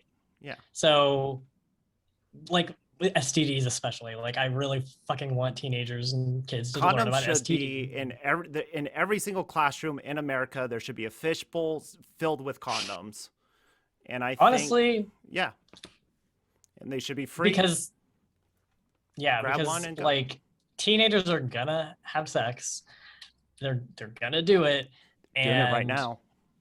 Yeah, and I want them to do it safely, and I want them to know how to do it safely, and I want them to have the tools readily available to do it safely, i.e. condoms. Birth control. Or free birth control pills if they want to bitch about how it doesn't feel as good. Yeah. Fuck them. Not literally. Well, no, absolutely not. But why should your parents control your cycle? I don't know. That seems weird. I think that's, I was gonna say, I think that sets a dangerous precedent for your parents being in control of your sexual autonomy, because your parents shouldn't get to decide when or how you have sex. Like, so as a parent, I shouldn't have any control, influence over my didn't say that. Child's it's not decisions. No, not you can have control or influence over their decisions like as a whole, but their bodily autonomy is a little bit different, I agree that you should encourage your children to come and talk to you. Mind sure. you. Yeah, absolutely. I want children to be able to talk to their parents about sex, but right now, because it's so shameful, they have a hard time doing it. So it would be better if we normalize sex more. It would actually probably result in teenagers being able to talk to their parents about sex more easily, as opposed to being too afraid to talk to them about sex and like being afraid they're going to get punished. Yeah, so, I don't have a problem with this line of conversation. I figured you would think so. Yeah. So because I want kids to talk to their parents about sex. I want that parent to tell them, I want that parent to give them moral guidance though, and not just be But do you want the parent to tell them to not have sex? I just think a child is going to be less likely to want to go out there and be promiscuous if they're getting the love and support and friendship and everything else and guidance.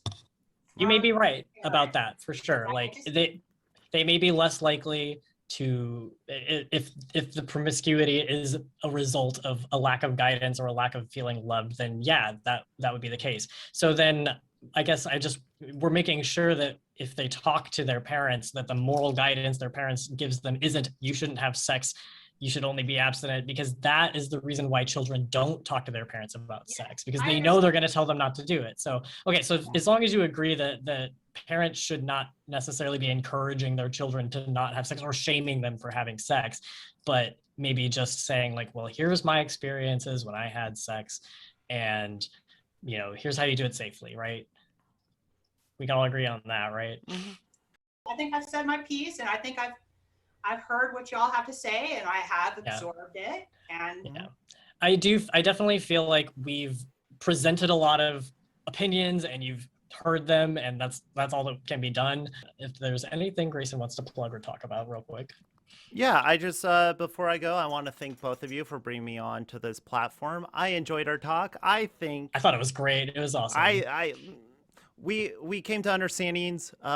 We came to see different views and positions. And I just want to say, I'm Greyson Todd. You can come follow me on YouTube. I do Twitch under Galactic Grace, and everyone's welcome. MBs, non-binary, gender fluid, trans people, trans men, trans women, asexuals, demisexuals, fucking pansexuals. If you're only kin, if you're a furry, I don't give a shit. I will accept you all, you dirty little slutty hoes. Please come and build a community with me. Thank you, Mimzi and James, for allowing me to try and build such communities. Yeah, of course. I'm all for building community. Okay. Love for everyone. Yeah. Peace. All right, so we're gonna link your Twitch and your YouTube. And do you have like a Twitter or anything else you want people to follow you on? At Kruger is my daddy, and Kruger is always my daddy. So please follow me, stay in touch, subscribe, whatever you wish. All right. Okay. Well, thank you very much for coming. Thank you. So. Have a good day. Yeah. So Mimzi, is there anything else that you want to plug or tell our audience about? Absolutely. I would like to promote my channel, Adventures in Snortlings Hollow. Tomorrow I'm shooting a brand new video on my spiritual beliefs. There's a lot of really great stuff over there. See what all the fuss is about. Maybe you'll agree, maybe you won't agree, but go ahead and check it out. There'll be a link below. And I also want to promote my Snortlings Hollow Etsy shop, where I make doll houses and miniatures, so you can own a little piece of Snortlings Hollow for your very own. The link to that will be in the description below. And head on over to the Snortlings Hollow merch shop, where you can purchase a Common Ground t-shirt. And I also have a lot of other t-shirts that you could check out. You sell masks. Masks are important, and you sell them. I do sell a couple of masks too. Yeah, I got t-shirts. So go buy a mask and then wear it. Is there anything that you would like to plug, James? I would. So I actually also have a YouTube channel that I barely update because I'm really bad at being a YouTuber, but I'm going to be doing my best. So you can go check out my specific channel if you want to hear just only my points of view without Mimzi involved. Not that she's not wonderful, but and they're not necessarily political. They can be about anything. So I have that. And then also I have my own Etsy store because I make, I do bookbinding and I do artwork and I make all kinds of stuff, jewelry and whatnot. Wonderful artist, by the way. Amazing. So if you want to look as spooky and goth as me, you can buy some of the jewelry that I made. So. Whores in this house. There's some whores in this house. There's some whores in this house. There's some whores in this house. I said certified freak. 7 days a week. Wet ass P word. Make that pullout game weak. Yeah, you effing with some wet ass P word. Bring a bucket and a mop for this wet ass P word. Give me everything you've got for this wet ass P word. And continue along these lines. And it gets significantly more vulgar.